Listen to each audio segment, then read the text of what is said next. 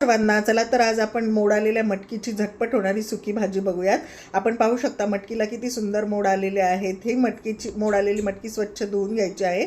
साहित्य खाली दिल्याप्रमाणे फोडणीसाठी तेल घालून ते तापल्यानंतर राई, जिरी, कढीपत्ता, हिंग आणि खलबत्त्यात मी लसूण, आलं, जिरं, एक हिरवी मिरची याची पेस्ट करून घेतलेली आहे, तीही घालून घ्यायची आहे।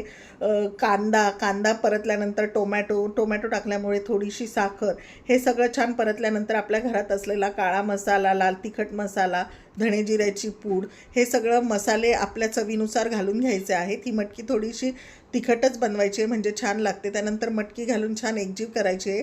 ताटावर थोडंसं पाणी ठेवून ते गरम झालं की त्यात ॲड करायचं आहे, थोडंसंच पाणी ॲड करायचं आहे, अर्धा ग्लास, आणि वाफेवरच ही मटकी होऊन जाते। पण थोडंसं पाणी टाकल्याने छान अशी कच्चट राहत नाही, छान मऊसूत शिजते। त्याच्यानंतर गार्निशिंगला कोथिंबीर। पहा किती छान झाली आहे मटकी।